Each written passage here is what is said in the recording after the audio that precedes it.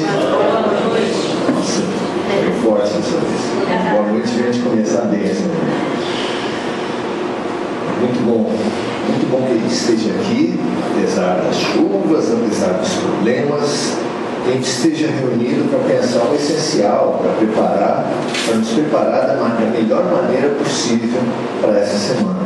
E a melhor maneira possível é sempre preparar o espírito. Hoje nós viemos pensar sobre uma passagem, a gente abrindo, digamos assim, ao acaso. A gente não acredita em acaso. Esse livro, que fala da saúde segundo Jesus Cristo, nos trouxe uma mensagem, uma reflexão, sugere muito isso mesmo, da gente se situar perante as dificuldades, se fortalecer perante as dificuldades. É uma passagem que diz assim: e cumpridos os dias de sua ascensão, no caso de sua é de Jesus, ele fez o firme propósito de subir a Jerusalém. Para entender essa passagem, a gente precisa lembrar que Jesus, a essa altura, já tinha feito diversas previsões de como seria o fim de sua própria vida. Ele tinha detalhado já para os discípulos como seria a sua paixão, como seria a sua dificuldade, como seria a sua morte. Que ele morreria sozinho, que ele seria desprezado por todos aqueles que ele serviu. E mesmo assim, diante das enormes dificuldades que mais do que ninguém ele sabia que ia passar, ele tomou uma decisão. Estabeleceu o firme propósito de ir para Jerusalém, onde ele sabia que tudo ia acontecer. Não é interessante isso? Desde dos inúmeros profetas da Bíblia, mas também fora do ambiente judaico-cristão, as famosas, o calendário maia, etc. São inúmeras as informações de que nós estamos num momento de fim de um ciclo e de início de um outro ciclo, que por causa de Hollywood, por causa da nossa visão dramática, a gente gosta de enxergar o fim do mundo. Vai acabar o mundo, vai acabar o mundo. Jesus fez um sermão profético, e nesse sermão profético ele falou de fim, mas era fim dos tempos e não fim do mundo. Então, assim como o calendário maia, assim como Nostradamus, assim como diversas outras profecias, dizem que nós estamos no fim de uma era. E o fim de uma era não deve nos desesperar ou nos tornar pessimistas, porque nós estamos numa era que tem corrupção, pedofilia, que tem guerra, que tem terrorismo. O que a gente mais precisa é que essa era acabe. Fim dos tempos. É isso que nós estamos vivendo. O nosso drama é outro. Não é se a Terra vai acabar ou não, porque ninguém sério previu o fim da Terra. Então essa visão de apocalipse, como é que é? Então, um asteroide que vai se bater na Terra, ou qualquer outro fim que é muito caro ao cinema, porque dá imagens cinematográficas, a gente precisa apagar da nossa vista, porque a nossa preocupação não deve ser com o fim do mundo, deve ser como nós viveremos o fim de uma era. Porque assim como na escola, o fim de uma era, como é que termina um ciclo da escola? Termina com as provas de final de ano, a partir das quais uma parte da classe é promovida e uma parte da classe é retida. É simples assim. Nós estamos passando exatamente pelo período das provas. é claro que Jesus anunciou no sermão profético que haveria guerras e rumores de guerras. Alguém pode pensar, guerra eu entendo o que seja, mas rumor de guerra, o que é rumor de guerra?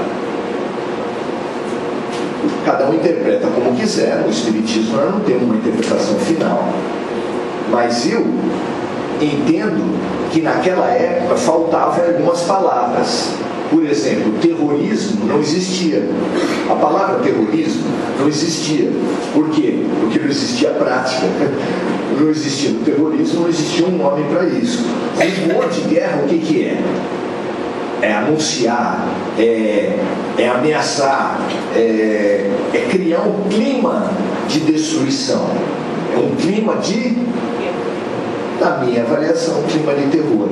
Então, guerras e rumores de guerras falam a respeito de guerras efetivas e desse clima de violência que abrange não apenas o terrorismo religioso, mas o terrorismo da violência urbana, o terrorismo do filósofo José Luiz da Atena, né?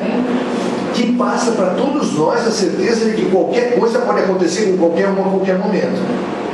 Isso é o quê? Terrorismo. Também é terrorismo. Então, guerras e rumores de guerras.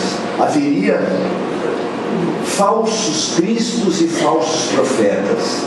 Gente que em nome da fé, em nome de Deus, estabelece situações para satisfazer os seus próprios interesses. Vocês veem isso na religiosidade?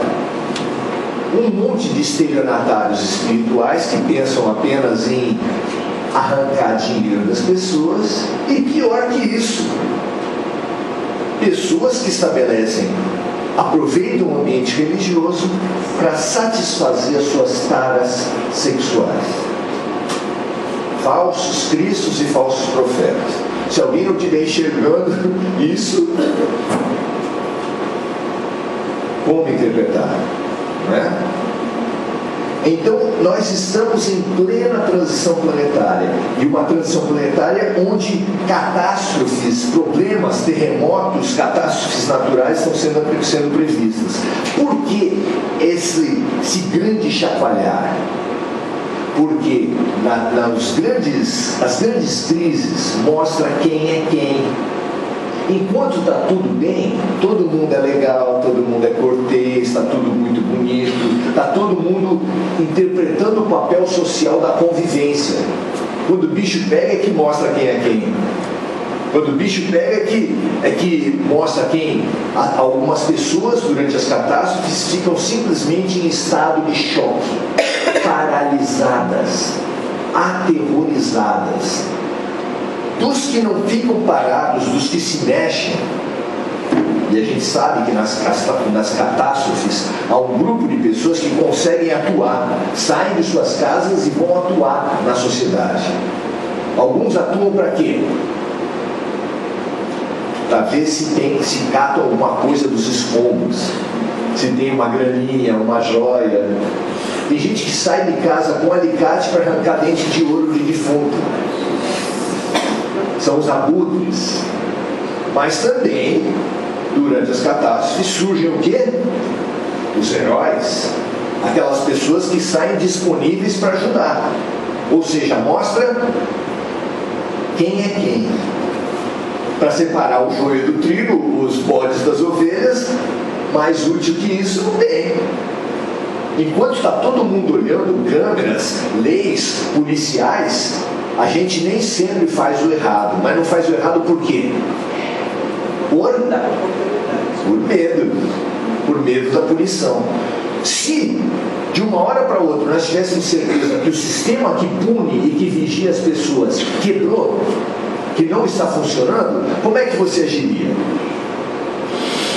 Sabe aquela andando de carro, você dá uma olhada para ver se tem câmera e se tem guarda? Vocês já fizeram isso? Todo mundo já fez. E se não tiver ninguém? Quem é você quando não tem ninguém olhando? Quando não tem ninguém controlando, ninguém vigiando? Você tem certeza que você é virtuoso? Parabéns, ok, não vou te desiludir. Mas será? Então, quando tudo quebra, quando os sistemas todos quebram, quando as vigilâncias quebram, mostra quem é quem. Eu sempre lembro da escola, estava a fila da merenda e o instrutor de alunos olhando. E a fila, mais ou menos, certinha. Aí toca o telefone para o instrutor e ele sai. Inspetor, não é instrutor, inspetor de alunos. Aí ele sai. Como é que fica a fila? Um tira o outro do lugar, dá bico, faz tudo. Os mais fracos, instantaneamente ficam para trás. É uma coisa impressionante. Volta à animalidade, a lei do mais forte. É ou não é? Ou só eu que tive isso na escola? Então, os momentos de tensão, eles são necessários para mostrar quem é quem. Nós estivemos até agora estudando valores e ainda temos um tempinho, alguma coisa, são os últimos momentos antes da prova, que você ainda vai olhar suas anotações para pegar o que pode cair na prova. E o que pode cair na prova, o que vai cair na prova, são valores. Nada mais precioso para você tomar decisões do que valores. É baseado em valores claros que você pode tomar decisão. Se você não tiver claro valores éticos, morais na cabeça, na hora do vamos ver, você animaliza. Você pensa só no eu contra você. É fígado, é instinto, é bicho. Para você não ser bicho, você precisa cultivar e firmar dentro de você valores. Então é um momento, mais do que nunca, é da gente se interiorizar e firmar o que a gente tem como certeza. A começar pelo que hoje se fala, que é a mesma palavra que é usada nessa passagem do Evangelho. Hoje se fala muito, quando as pessoas olham para si mesmas, falam de fortalecimento interior, usa-se muito a palavra propósito. Nessa passagem, Jesus, sabendo de tudo o que ia acontecer, estabeleceu um firme propósito de ir a Jerusalém. Qual o seu propósito na vida? Propósito é extremamente importante na tua vida. Se nós fôssemos um daqueles carrinhos de bate-bate de parque de diversões, o propósito seria aquela haste que liga o carrinho até a rede elétrica em cima. Sem aquela haste, o carrinho não anda.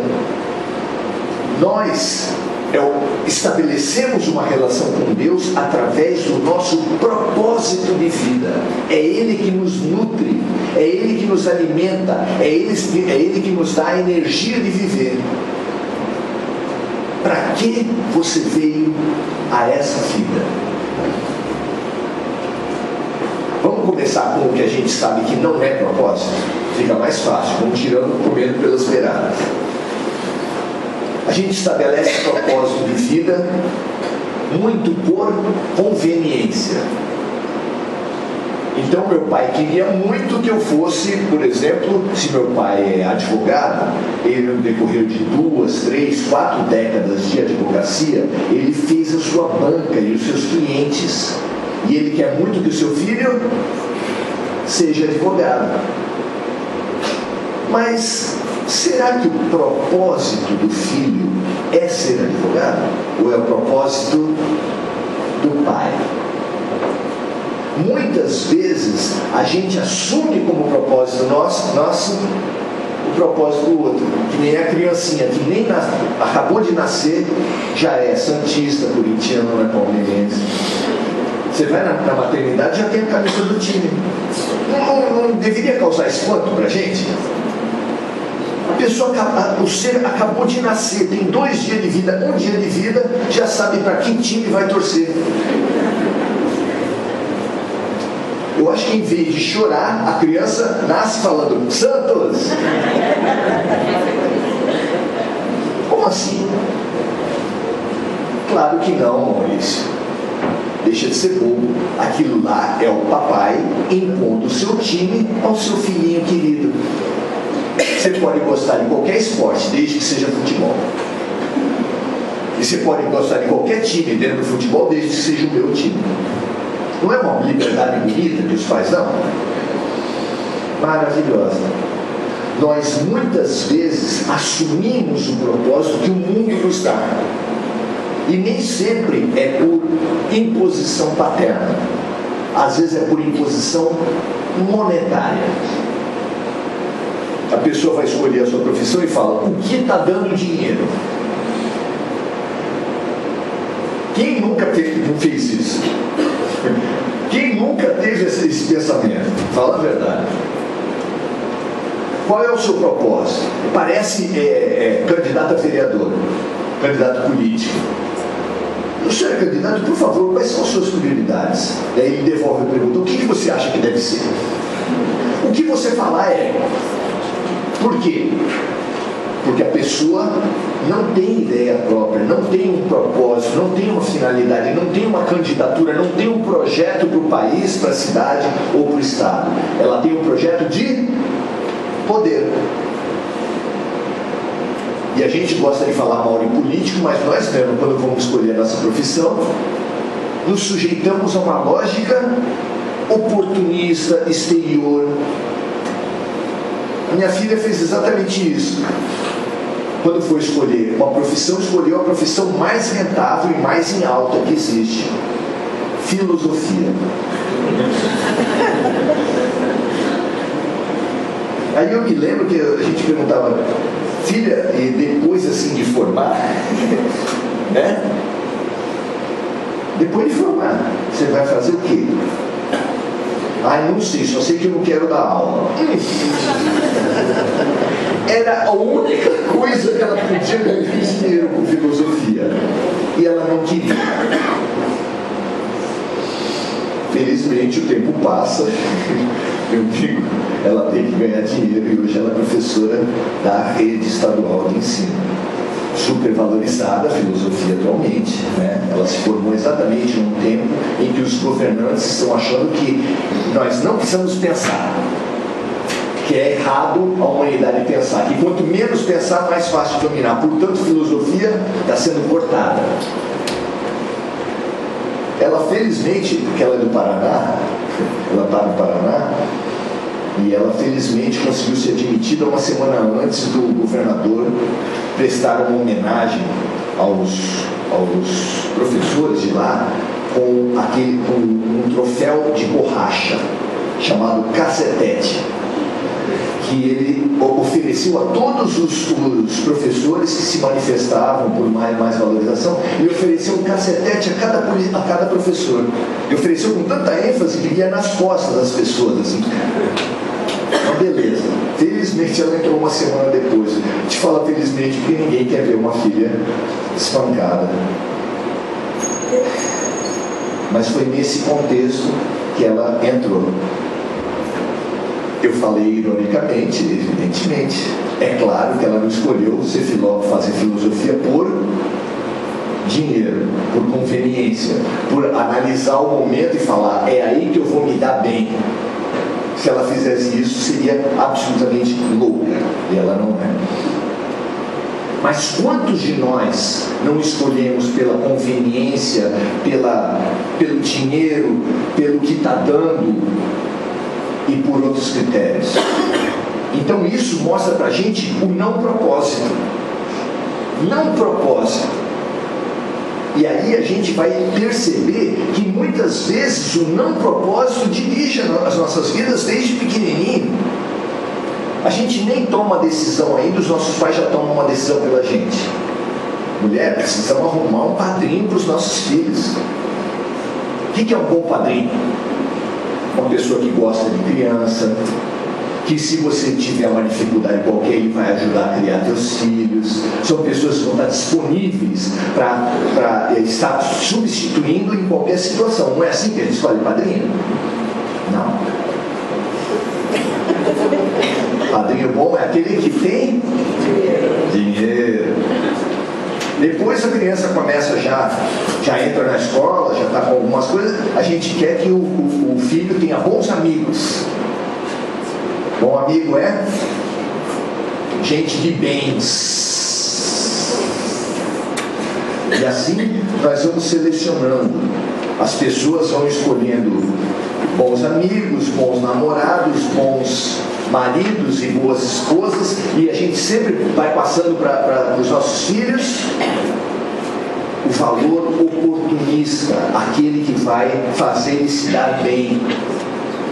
Depois, quando os políticos entram nos cargos e querem apenas se dar bem, pensar no próprio bolso, a gente acha que pode acusar. Só tem corrupto em Brasília. Vocês percebem como a nossa vida é uma corrupção? Vocês já perceberam isso? Quem é corrupto? Corrupto é aquele que subverte os seus propósitos, as suas tendências, a sua maneira de ver pelo dinheiro, pelo poder, pela conveniência. Esse é corrupto. Quem que é corrupto então? Pois é. Ah, mas nós somos corruptos, nunca podemos deixar de ser? Espera aí. Nós podemos nos transformar e nós precisamos nos transformar, porque o que vai nos dar força nesse contexto da transição planetária não é a título das dificuldades nos prostituir, nos vender e nos corromper. Não é. Jesus, que é o nosso modelo e guia, sabia de todo o cenário que ele ia passar. A paixão de Cristo, os últimos dias de Jesus foram dias bacanas? Foi gostoso? Tem um discípulo seu vendendo ele. E vendendo baratinho, viu? Porque se pelo menos vendesse mais caro, né? Mas vendendo baratinho. O melhor dos discípulos, depois de Jesus pessoalmente falou: essa noite você vai me negar 3 vezes, estou te pegando para Cristo hoje. Imagina Jesus escolher você, olhar no teu olho e falar: você, essa noite você vai me negar 3 vezes. O que qualquer um de nós falaria? De jeito nenhum. Ele está com jeito de quem negaria. Deixa eu ver quem mais.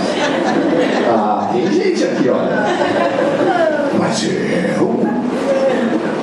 Vocês acreditam que foi isso que Pedro falou para Jesus? Mestre, de jeito nenhum eu farei isso. Pois eu, em verdade, vos digo que hoje, antes de cantar o galo, você vai me terá negado por 3 vezes. E contam os evangelhos que quando cantou o galo, caiu a ficha. Imagina o que é cair a ficha. Jesus, no meio da loucura, Pedro acompanhando de longe. Sabe aquela coragem mais ou menos? Acompanhando de longe. E perguntam para ele: não, eu te conheço, você andava com esse aí. Você... Eu não. Aí outro: não, eu te conheço, você estava com esse aí que está sendo condenado. De jeito, você deve estar confundindo com outra pessoa, olha bem. Quando ele falou a 3ª vez, cantou o galo. E quando cantou o galo, Jesus se voltou e olhou diretamente para ele. Que olhar foi esse? Alguém acredita que foi um olhar de acusação? Alguém acredita que foi aquele olhar que às vezes a gente recebe dentro de casa? Eu te disse, eu te disse, eu te disse. Eu falei. Não é? Eu falei. Às vezes você está saindo de casa, a mãe fala: tá levando o guarda-chuva? E você fala: não. Aí você volta feito um pinto, um boiado. E ainda fala que a mãe roubou praga. Isso serve para a gente entender profecia. Por que é que Deus permite, que Deus traz para a gente, através dos seus enviados, as profecias? Ele traz as profecias para que não se realizem. Quando a mãe fala para a gente: leva guarda-chuva que vai chover, é para quê? Para que a gente volte molhado? Ela quer que aquilo não aconteça. Quando Chico Xavier falou de uma moratória de 50 anos a partir da viagem do homem à Lua, 1969, 1969, que daria mais 50 anos, 2019, e ele falou que se a humanidade nesse tempo não optasse por uma guerra de extermínio, nós teríamos uma transição muito mais suave. E se optasse, seria uma transição muito mais longa, onde talvez ainda permaneceríamos mais 1000 anos em expiação e provas, dominados por dores. É até óbvio, as pessoas estão discutindo isso, mas é até óbvio. Quanto karma gera uma guerra? O que vocês acham? Se tivesse uma guerra mundial, seria uma guerra de extermínio, seria uma guerra atômica. Quantas pessoas morreriam? Quanto ódio seria gerado na humanidade? Quantos séculos demandaria para a humanidade que não sabe perdoar se reconciliar desse ódio? Quanto? Eu não sei, mas pouquinho não é. Se nós ainda, 2019, segundo as contas do Geraldo Lemos, eu não sei, aliás a gente não sabe nada, né? Mas segundo as contas do Geraldo Lemos, daria agora julho de 2019. Se nós conseguimos não optar por uma guerra de extermínio, uma guerra de... não guerrinha, porque sem guerrinha a humanidade não fica, né?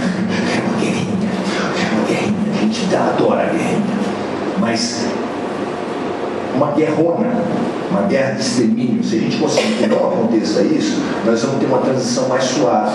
E dá claramente para entender isso.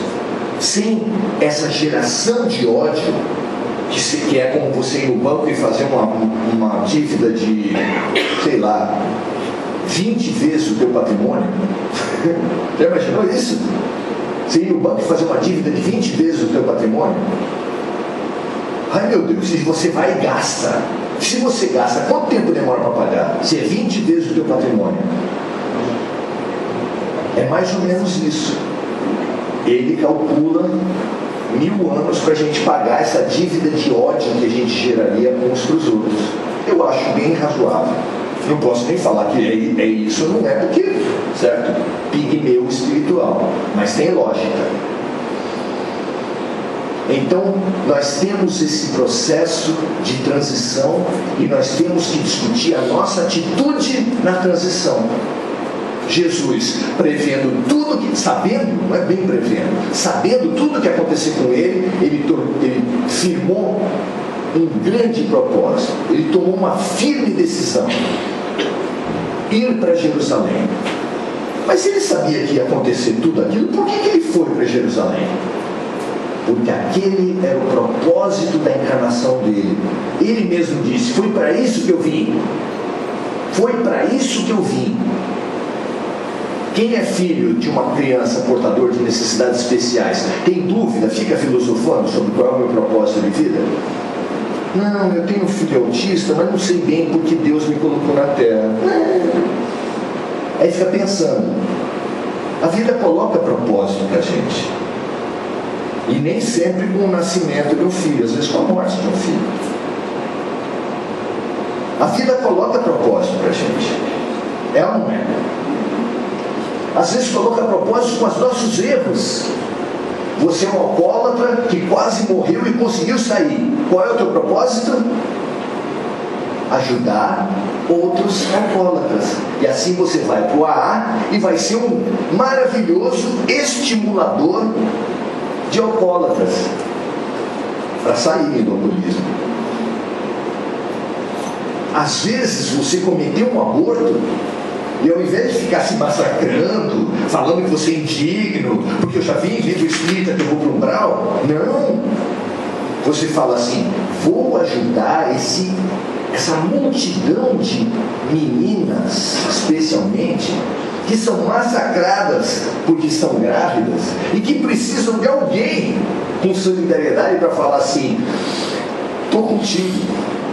E não para falar, aborta, não aborta, faz isso, não faz aquilo, você é errada, você é isso. Não, sem acusação. Alguém que põe o seu coração junto dessa meninada para falar assim, estou junto com você, vamos pensar junto. Quem pode fazer isso melhor nessa sala do que alguém que já praticou o aborto? E o nosso machismo só olha para as mulheres, porque só a mulher praticou o aborto, não é isso? Parece aquela moça lá que foi pega em flagrante de adultério e que foi apresentada a Jesus para ser apedrejada. Nunca ninguém pensa, mas como é que uma mulher sozinha pode ser pega em flagrante de adultério? Pensa aí comigo, vamos lá.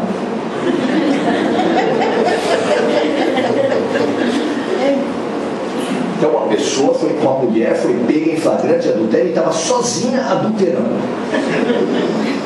Eu ainda não captei isso. Por que ela foi apresentada sozinha para Jesus?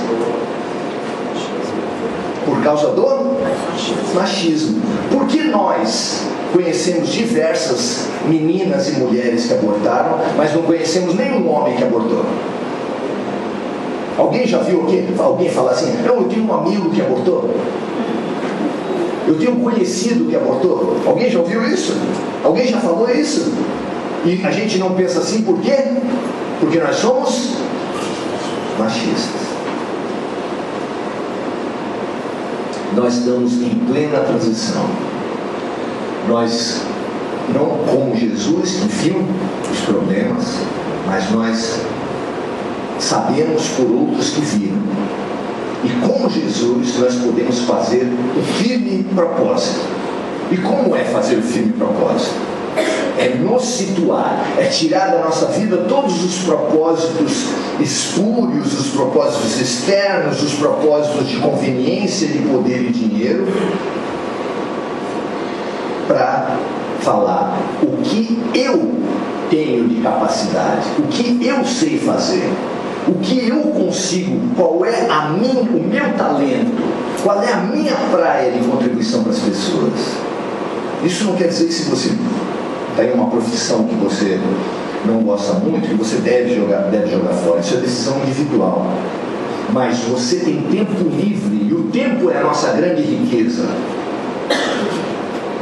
O Sementinha, assim como diversas outras organizações, estão ávidas por pessoas que queiram ajudar alguém a tocar violão, alguém a fazer um trabalho manual, uma costura, alguém que ajude crianças no apoio escolar, com informática, manutenção.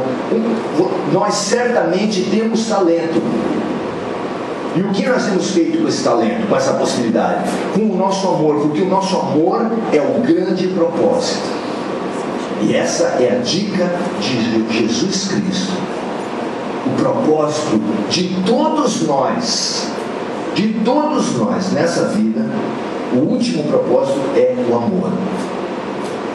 Então, pense o que eu posso fazer com o meu amor. O que eu posso fazer com a minha capacidade? O que eu posso fazer com os meus dons? E você vai estar numa linha excelente para determinando o seu propósito, estabelecer a sua conexão com Deus, e o seu carrinho vai ter sempre energia, vai ter sempre vigor, vai ter sempre luz. Boa noite a todos.